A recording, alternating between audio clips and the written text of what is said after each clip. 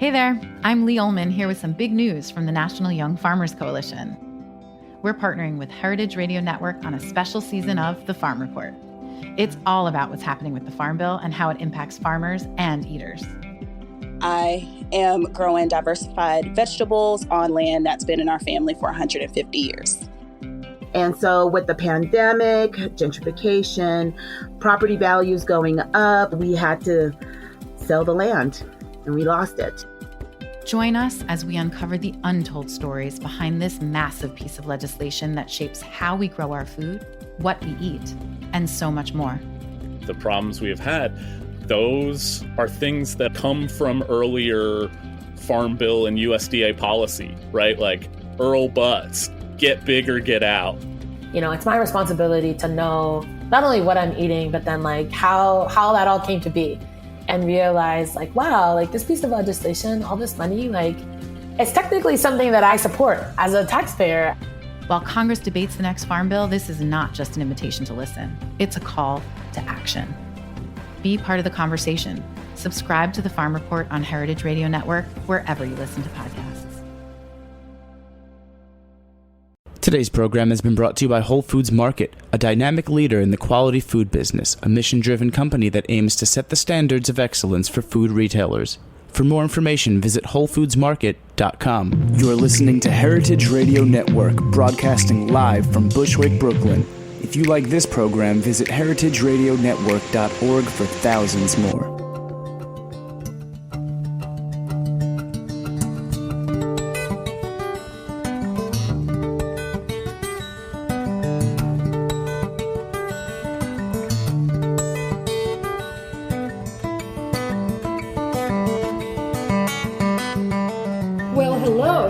To Chef's Story.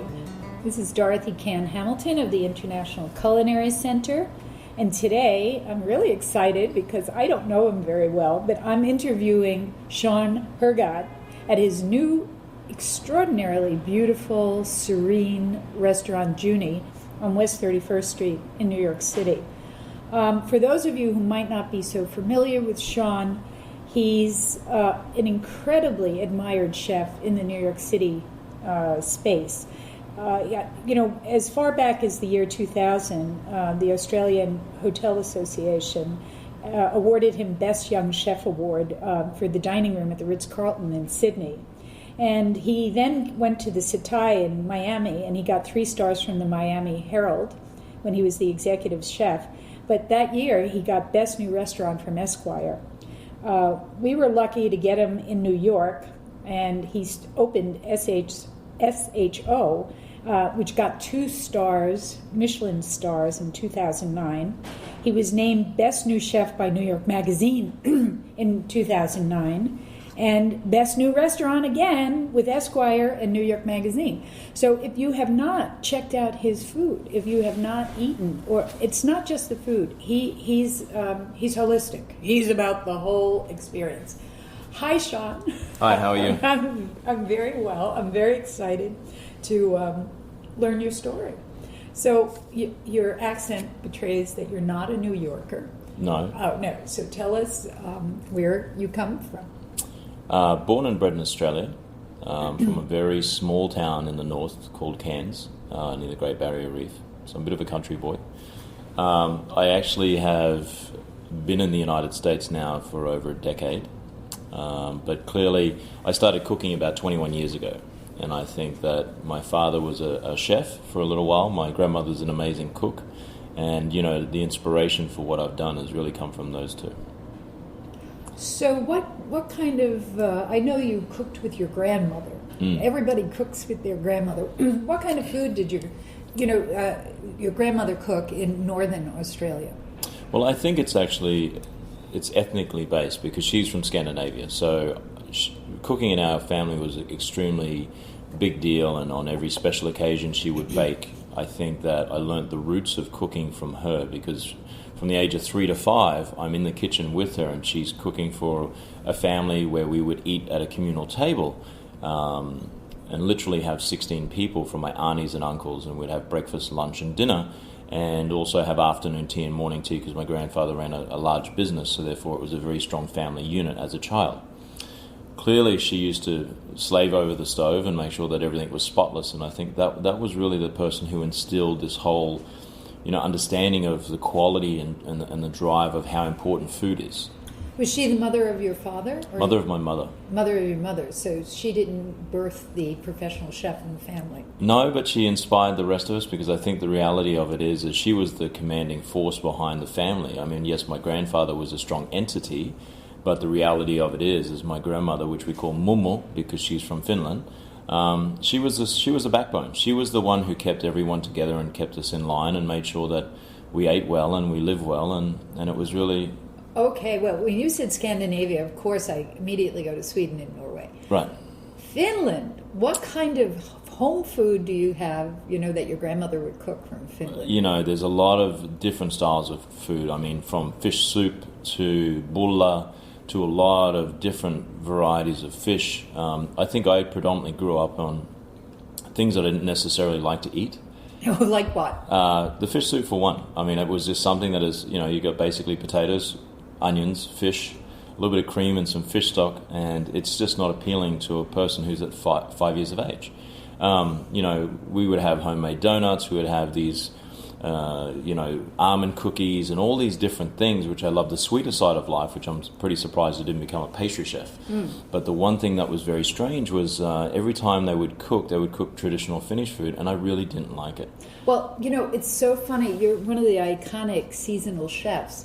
In Finland, don't they have just like one season and then a 10% summer? Yeah, two seasons. One short season for summer, yes, and the rest is winter. So there's a lot of root vegetables. There's a lot of food that is basically pickled and stored. And I think the one thing is that it's very harsh on your palate. It's not exactly the most refined food. So therefore, when you grow up as a child, you have to learn to love these things. It's not something that naturally comes to you as a kid, you know.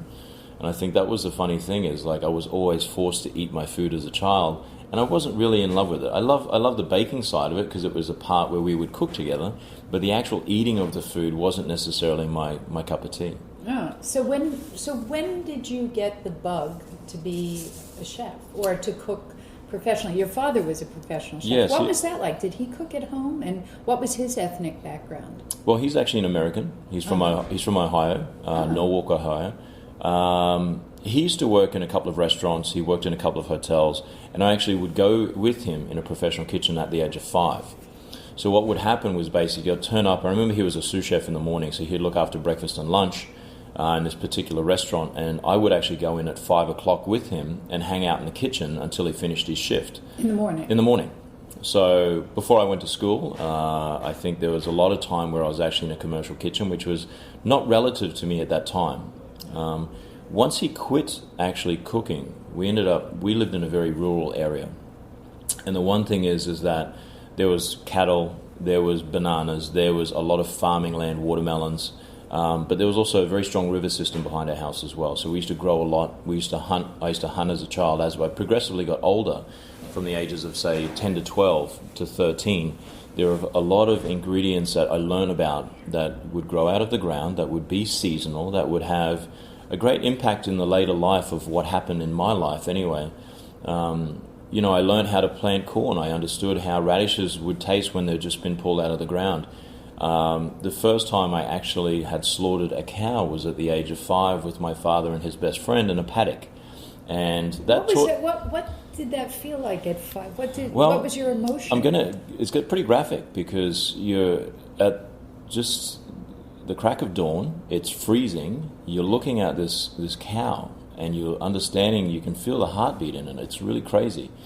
You basically put it down and then you hang it into this Y frame and you skin it, you gut it, and basically then you cut it up and you hang it and then you eat it. So after a week you get to try it. But the initial stages and I still remember it vividly. I still remember the steam coming off the dead carcass. I still remember the smell.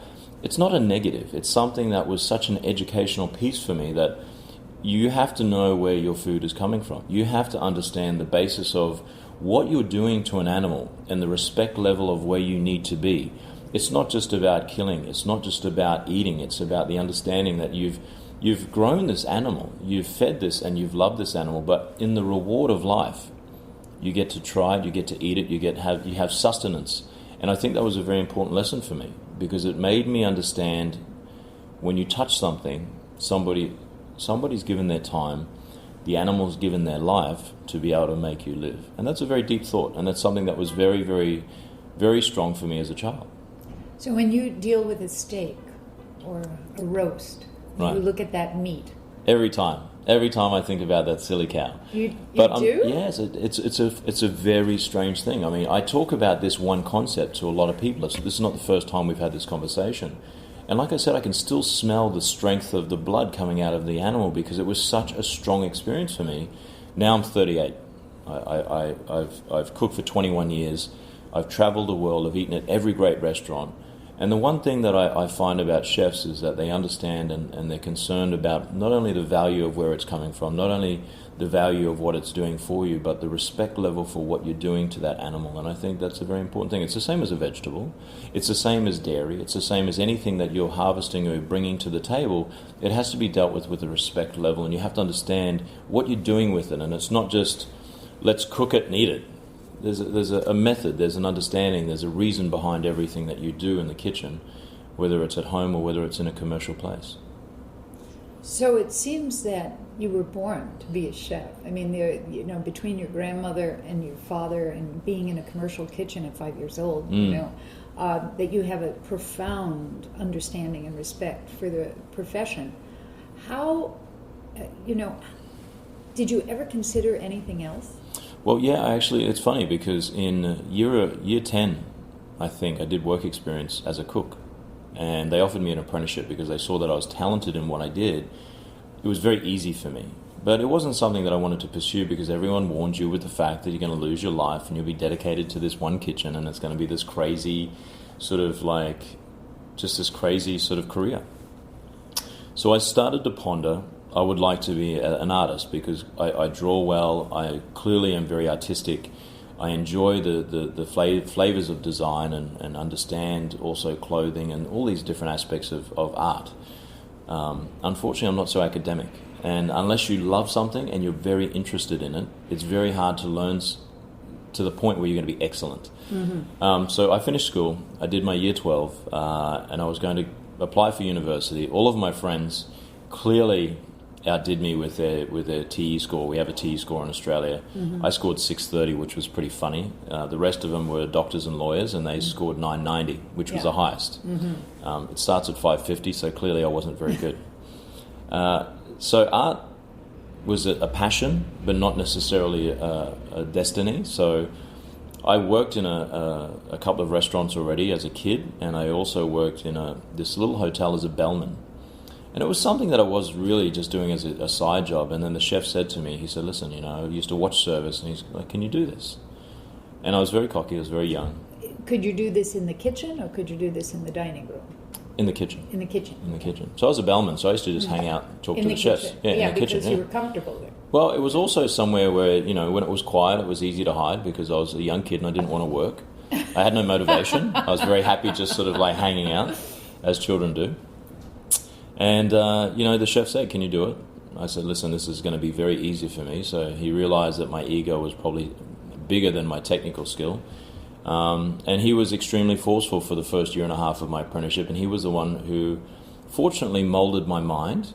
I'm not necessarily in love with his technique, but there was a purpose to his methods and his philosophy. And he was passionately involved in making sure that my success was the most important thing, because he realized the potential. He was tough, but he understood. Were there other apprentices in the kitchen there?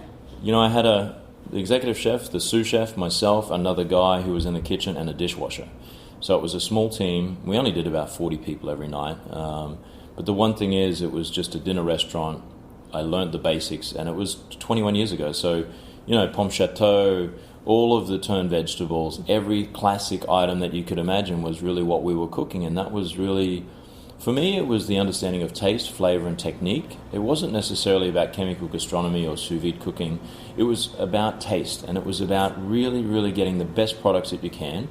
And it wasn't fancy. We would have potatoes and vegetables and starch and meat and all those basic things. We'd have salad, But it was about making sure that the balance of the flavors were correct. It was about making sure that everything was replicated like little soldiers on the table, so that when you had one carrot and you turned that carrot, then the next 100 would be exactly the same.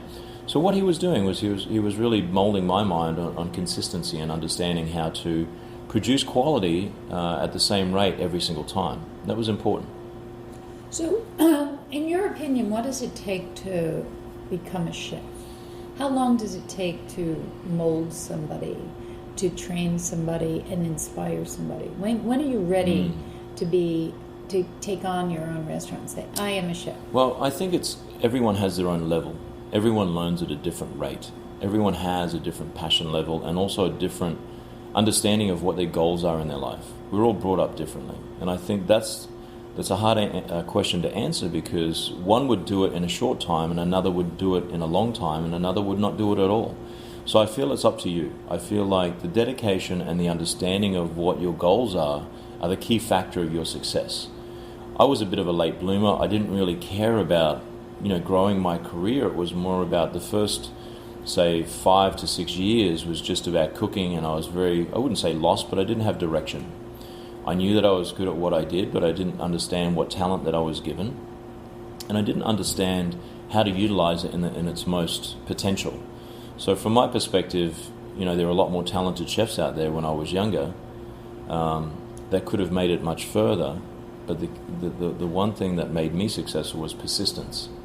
Making sure that I set a goal, and regardless of whether I move as fast as the next person or I am less talented than the next person, the difference is my work ethic and my persistence will outdo most people.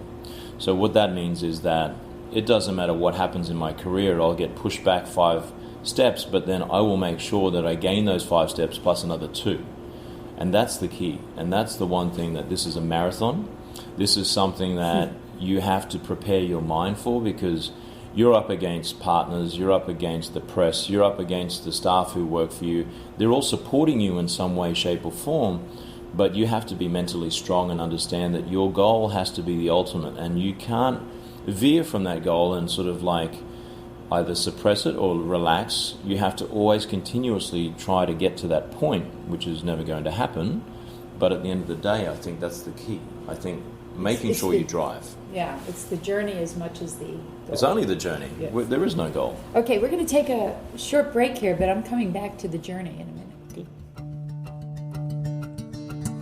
Today's program has been brought to you by Whole Foods Market. Did you know that pollinators are needed for more than 2/3 of the world's crop species? Most of these pollinators are bees. However, North America's bee population has been steadily declining since the 1990s. Whether you live in the country or the city, you can show your commitment by hosting a hive in your backyard or even on a rooftop. The beekeeping movement is growing, so you're sure to find swarms of folks who can help you find your way. Learn more about the ways you can help be the solution at WholeFoodsMarket.com/sharethebuzz. Welcome back. This is Dorothy Can Hamilton from the International Culinary Center, and today I'm interviewing Shaun Hergatt, who has a new restaurant, Junie, on East 31st Street in New York City. He's one of the most admired chefs in New York City, especially for his touch with seasonal cooking. But there's a lot more, and we're going to pick up talking about the journey to become a chef. When you said that you considered art as a career, it made all the sense to me, because your restaurants you're not just in the kitchen. Your hand is in the decor. Your hand is in the art on the walls. Tell me this. I want to get to that point of why you're so involved with the external. But we were talking about the journey to be a chef. What are the goals? What are the skill sets that you have to master? Because it's multidimensional. You just said to get to be the chef, there's a lot of demands. How would you bucket those?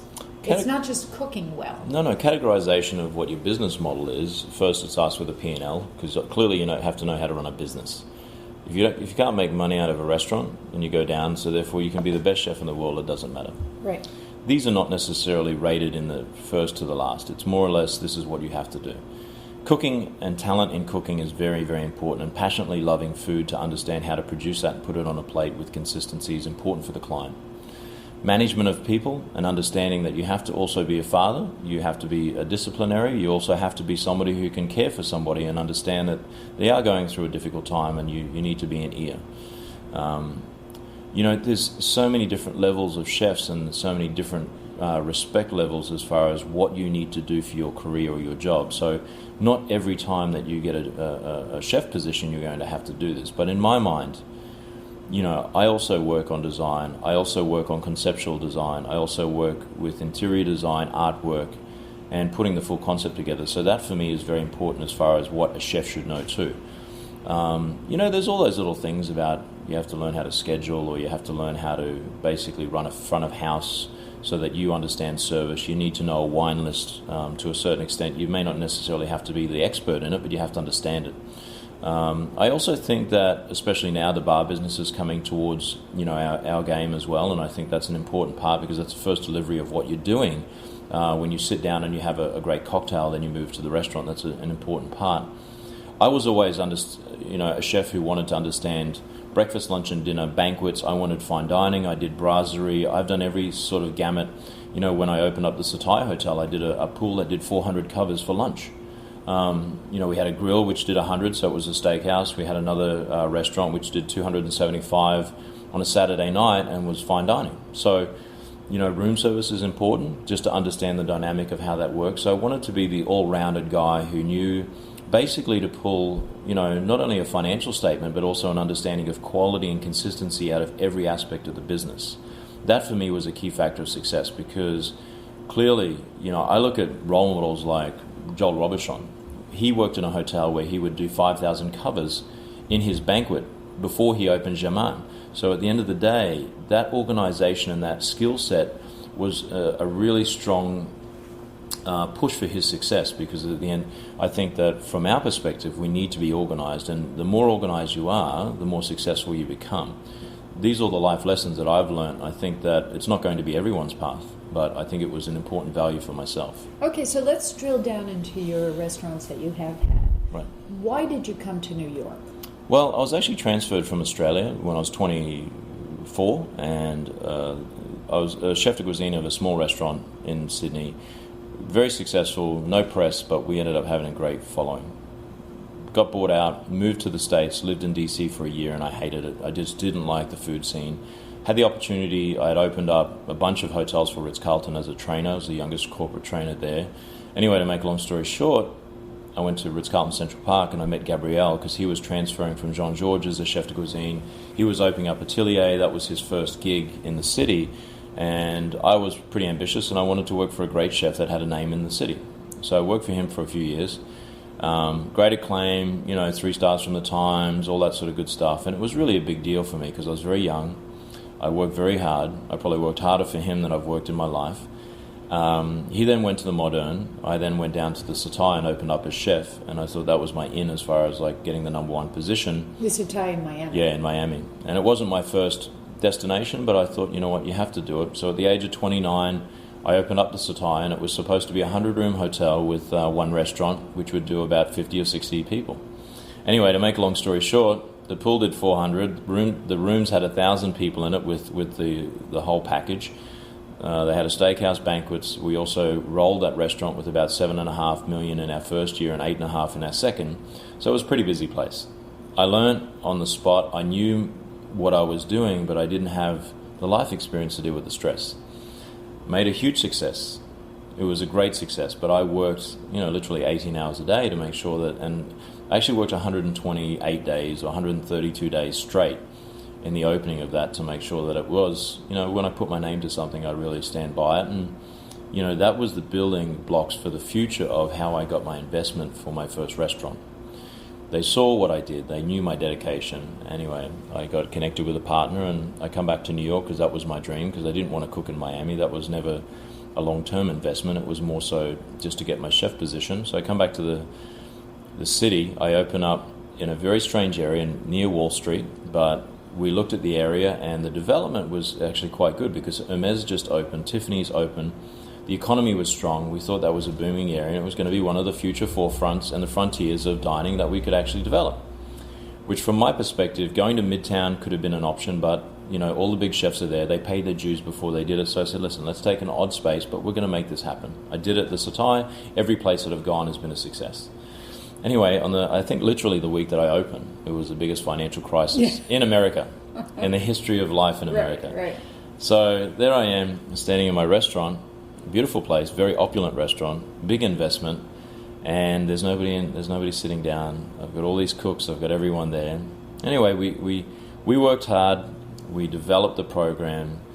I was very proud of Shaun because the first couple of months we got 29, 29, 29 in Zagat. We got a Michelin star within the first 2 months, and also Esquire magazine's one of the best new restaurants of the year.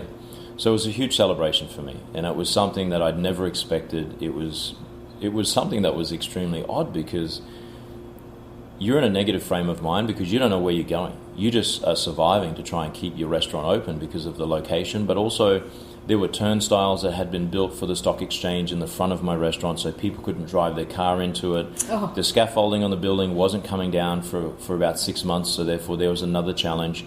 So here I am, this guy with no reputation, in the middle of Wall Street, with all this disaster happening, and what can you do? You stand there and you cook and you drive and you build business. And we funded the restaurant for a little while, which was unfortunate because we didn't want to do that. But as we progressively got the awards, people started to come. Anyway, to make a long story short, New York Magazine were very gracious with me. I got Best New Chef and Best New Restaurant for New York Magazine, which was great.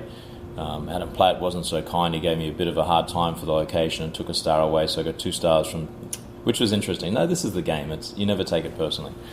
But the good thing is in the end of the second year, I got a call, and it was on a blank message, and they basically had awarded me 2 Michelin stars. So amazing. Well, I mean, to get 2 Michelin stars is so hard. Well, at the time, I think there was only 9 restaurants with 2 and 3 stars. Yes. And growing up in Australia and having European training, Michelin was the biggest thing in our minds that we would ever achieve, and I never thought I was going to get 1, let alone 2. So that was really I felt like it was karma. All the hard work, all of the stress, the dedication, everything over a 20-year period had all folded into that one reward. And it was so bizarre. It was very satisfying for the time. Now I look back at it, it's a great achievement. I'm very proud of it. But the one thing that it gives me is energy to drive for the third. And I think that's the key in my life. It's, you've got Pellegrino, you've got New York Times, you've got Michelin. But because I've grown up with Michelin, that was something that, especially from a country perspective in Australia, I had the Sydney Morning Herald, the Melbourne Age, the Brisbane papers, the Cairns Post, the entire country writing about me right at that point in time, the Wall Street Journal, everything, and all those achievements had been put down into print. So I kind of made history for myself and also for a lot of Australians. And the one thing that was another reward too was there's a book that comes out for Australia. No one would know it in this country. It's called Who's Who of Australia. And then they documented me in this book, and then basically I got one book sent to me. And that for me was a life achievement. I felt like I actually did something in my life, and I felt very, very, very satisfied. And you're only 38 years old. You have a long way to go. Well, I feel older than that, trust me. Okay, we're going to take another break here, and we'll be right back talking to Shaun Hergatt of Junie Restaurant.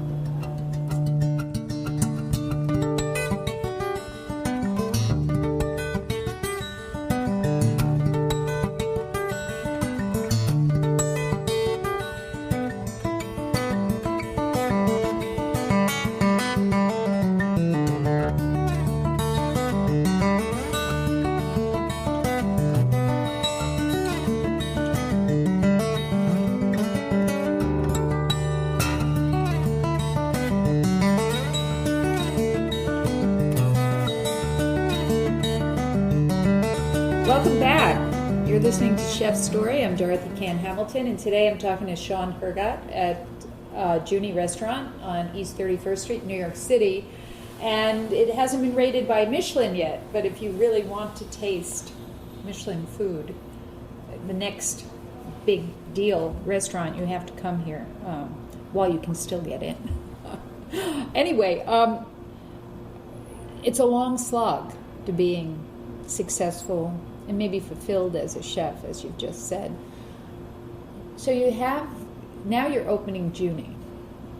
How intimidating is it having your last restaurant have 2 Michelin stars, getting 29, 29, 29 from Zagat? Before you were discovered, what do you feel like there's the expectation now?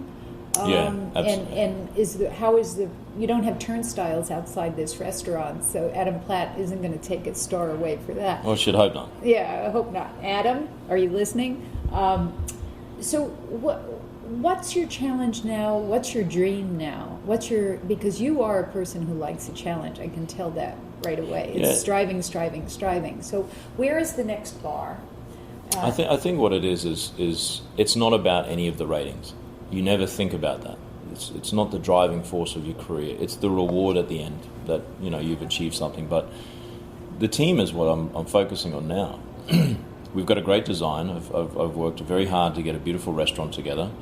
But it's the team. It's making sure that I connect with every human being, from the sommelier to the host, the bartenders, making sure that we have a cohesive philosophy and understanding of what we're trying to drive in the restaurant, making sure that everyone has that solo, one voice to be able to say, listen, this is who we are and what we're doing.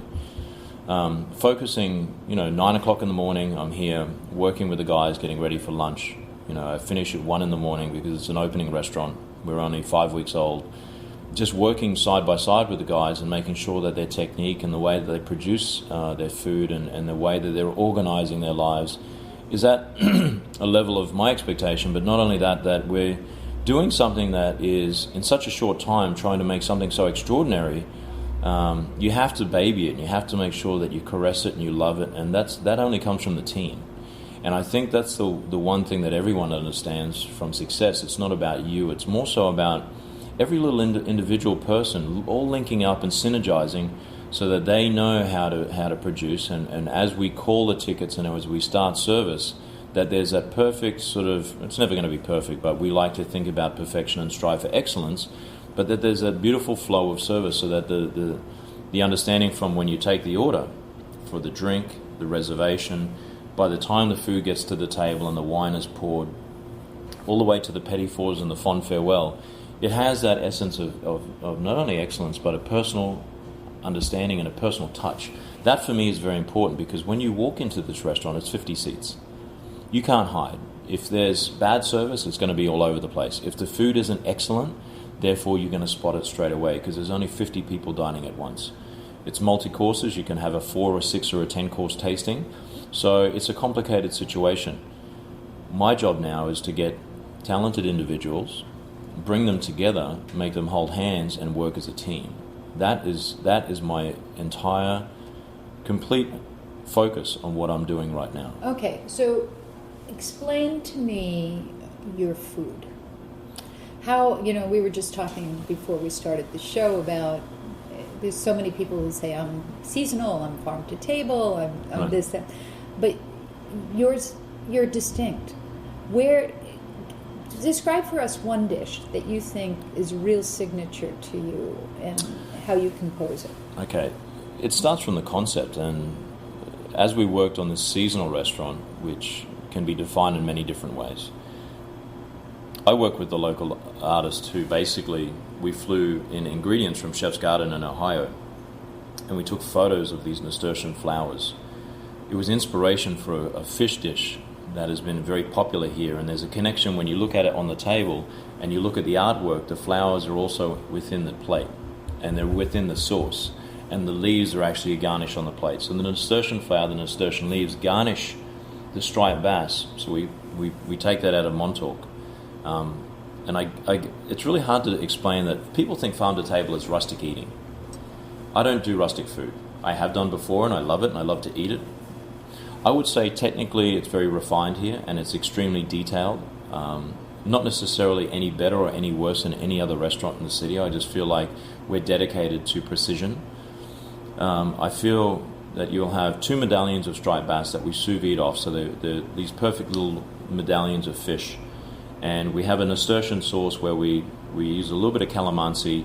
We emulsify the nasturtium flour to give it some blossom and flavor and color, and then we finish it with some butter and some stock and some few other things, and then we mix some mint oil to emulsify it through as the sauce base. It's with carrot puree. It has the nasturtium flowers and the nasturtium leaves. And when you look at this little piece of art on the plate and you taste it, it has a great foundation. When you look at it on the walls, you can see the connection between the concept and what you're eating. That to me is very important. It's not just the composition of the plate, it's not just the size of the table, but it's this whole understanding that I've been to Chef's Garden, we've picked stuff out of the ground. I've used them for over a decade now. There's a personal relationship between the chef and the guest. There's an understanding between quality ingredients. So it's this whole mix of, first you pull it out of the ground, then you get to wash it, you fly it in, because unfortunately I can't get it so locally. The Hudson River doesn't really provide great fish, so we get the stuff from Montauk, which I work with a very small provider, and she's a great lady and she's passionate about her fish. So we bring it all together, we show respect to the product, we have a very, very strong systematic understanding on how to get it to the plate, detailed recipe card, understanding the mise en place sheet so that we know exactly what's broken down on the plate. We have a photo profile. For the front of house, we have another thing we call a plating guide, which has all the directions of what the dishes are and how they're made up. With the origins, we also do allergies. We understand, if there's any issues with gluten, so that the front of house are versed. They know where the fish is coming from. They know where the vegetables are from. Anyway, to make a long story short, this is what it's about. So when you think about farm to table, when you think about taking something out of the ground, it doesn't have to necessarily just be sautéed in a pan and dropped on a plate and eating it for what it is. We do exactly the same thing, yet we take a huge amount of detail and care, not only for the artistic side of it and the way that it's presented, but every single detail is thought through so that when you're eating, it shouldn't be so cerebral that it's intimidating, but you should be thinking about what you're doing, because this is an experienced restaurant. Mm-hmm. You're coming to me for what we like to sort of say is a life memory. And when you're sitting down there and you're having a celebration with your husband, wife, child, whatever, and it's a birthday, I want you to remember us for the next 25 years. And when you have grandchildren, you say, I had my 20th anniversary. That meal was something that was so memorable, I have to tell my grandchildren. Wow. That's what we're passionately after. Every table counts, and every diner is very, very important when they come into journey. And that's what we're striving for. Wow. That's extraordinary. Alain Sayak, who's a dean at the school, he says something to the students, which is, you as a chef are doing one of the most intimate things in the whole world. You're making food that people put in their body. Do you know what bond that is that you have with people that come into your restaurant? Do you know what kind of respect you have to show them and they have to show you?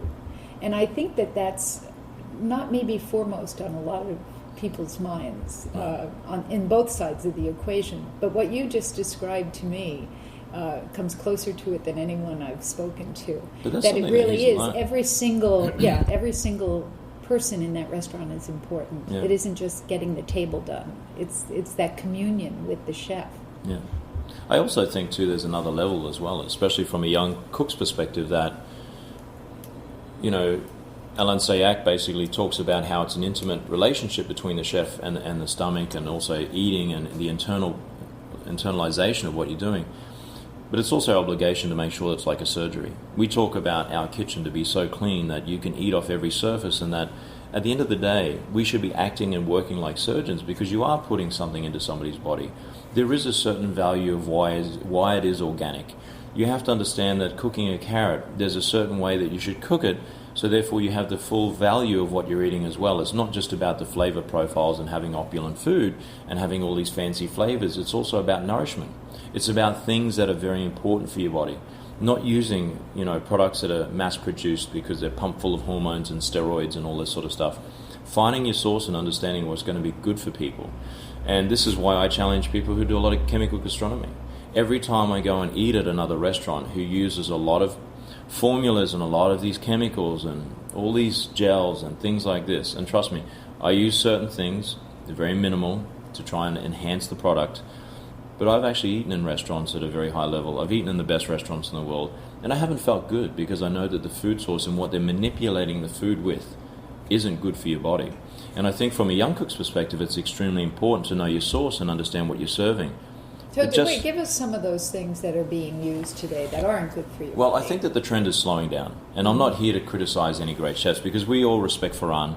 Yes. I've cooked for him myself. Yes. He's an amazing guy and he's a genius within his own right. Right. But what the real point is that if you get a chicken, don't get the chicken that's grown in 30 days. Get the slow growth chicken. Get the one that's been feeding and has free range.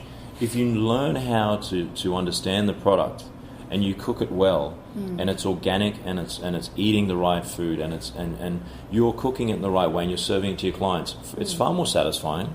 It's better for your health. And again, we get back to that surgery situation, is that you're really providing something that's going to make somebody's insides and also the way that they are as a being in a better way. And that's the most important value. You know, everyone has criticisms, everyone has their own opinion. My opinion is the fact that, you know, just eat really good food. I grew up on a farm. I know what good food's about. There was no chemicals when I was growing the corn for the summer. When we plucked the tomatoes or the passion fruit, or we saw the bananas on the tree that were ripe, when you taste that flavor profile and it's fully organic, yeah, there's weeds everywhere and it doesn't look sexy. But the one thing is when you put it in your mouth, you know what the difference is. Right. You do work from 9 in the morning till 11 at night, and you're just, I don't think you have a lot of time for inspiration. But how, if you had time, if somebody could give you an extra 24 hours in a week, where would you go for it and what would you be looking for? Actually, I think inspiration comes at all times. It's a bizarre thing. I'll be looking at something and that's inspiration. When I wake up 4 o'clock in the morning, there's inspiration that comes. And I lock it in my memory. So if I start dreaming about something, you know, I have this ability where I can lock it into my memory, and then I wake up in the morning and I know exactly what I was thinking about. So that's one aspect. But, you know, I get inspiration from everywhere. I go to the gym. I work out a lot because I like to be healthy, and it's the clarity of mind that keeps me sane. I get inspiration there. I get inspiration when I'm sitting on a park bench watching, you know, the sun, because I don't get to see it too much. But I think the one thing is I take every Sunday off, and there's perspective there, and that's inspiration. I think that dining in other restaurants is extremely inspirational. I think I promote everyone going out to dine at all different levels, whether it's a pizza or whether it's at 11 Madison Park. You should do it, you know. I think inspiration comes from everything, and that's the one reason why I live in the city. I feel like everything I touch and everything I see gives me a little value of how I can grow my mind and what I do in my life. It's important. You've got to smell the air for what it is.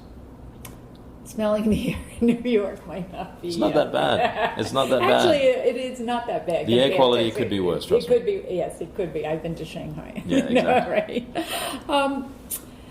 So, what's the future of Junie?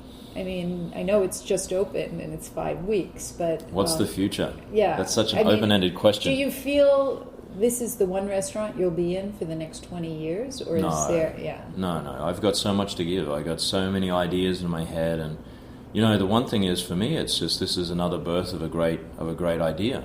Mm-hmm. But there's so many different things in my life that I want to give to the guests. You know, clearly I can do a lower price point restaurant, which I'm very interested in doing. And it's not just about the financial statement. It's about, I've got these little intricacies for the design, and I'm filtering it in through the food and vice versa. And I've probably put about 5 or 6 different concepts together in the last 2 or 3 years that are in my head. They're now on paper. And hopefully we'll get to open those as well so that everyone can enjoy it and still come in and say, listen, I got to eat in a great restaurant. It cost me $65. It's not expensive. It was really delicious, and it was really something that was inspirational. But also I'd like them to come in and eventually, you know, I look at chefs like Danielle and, you know, Thomas Keller, and I know them personally, and I think they've always been somebody who's inspired me since I've been very young, because they've been around for almost a century or two. And I see what they've done, and I admire that. And that's something that helps me drive, the future for what I'm going to do as well. But trust me, I haven't stopped yet. Junior is not the end. No, I just seeing your work ethic and what you've done already is amazing. And how so is what you do, how much of your food, and this will be the final question because we're running out of time, how much of your food is craft, being an excellent craftsman, and how much is art? And do you have an opinion about how a chef should look at their work? My opinion solely based on taste. Taste is the first format of excellence. So if it doesn't taste good, don't cook it. If it doesn't taste excellently, perfectly balanced, then what's the point? The last thing I want to do is have this artistic meal, put it in my mouth, and it doesn't taste balanced. That's the biggest criticism I have against young chefs. The one thing that you need to do is make sure that if it's a perfect piece of fish and you have a sauce and a garnish, that they're all balanced and that it's the best products that you can get and they taste amazing. The artistic side of it comes with age. It comes with, development and understanding on how you can produce. It's not the key factor on why you cook. The key factor is flavor. And I think that the one thing is that when you go to a great restaurant, the pizza can look perfect, but if it doesn't have that perfect texture, it doesn't taste perfect, you don't want to go back.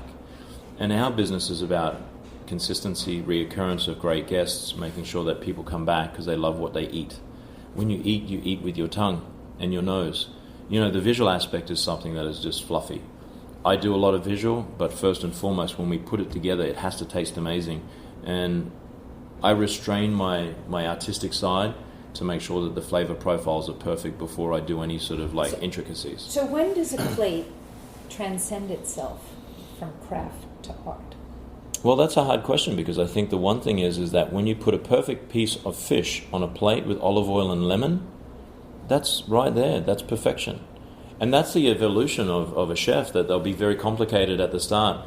But then when you get to, for example, Alain Sayac's situation, he's looking for that perfect piece of fish. He's looking for the best of olive oil and the best Meyer lemon that he can pick and the best fleur de sel. And when you eat that fish, it's perfectly cooked and it's perfectly balanced. That's the art of cooking. The rest is fluff. I think on that note, we can end this first conversation. It's been wonderful to talk to you. It's so exciting to be here. And good luck with Junie. Thank you very much.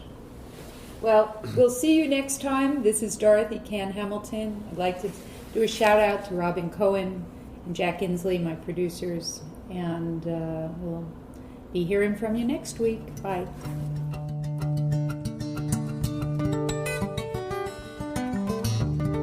Thanks for listening to this program on heritageradionetwork.org. You can find all of our archived programs on our website or as podcasts in the iTunes Store by searching Heritage Radio Network. You can like us on Facebook and follow us on Twitter at @heritage_radio. You can email us questions at any time at info@heritageradionetwork.org. Heritage Radio Network is a nonprofit organization. To donate and become a member, visit our website today. Thanks for listening.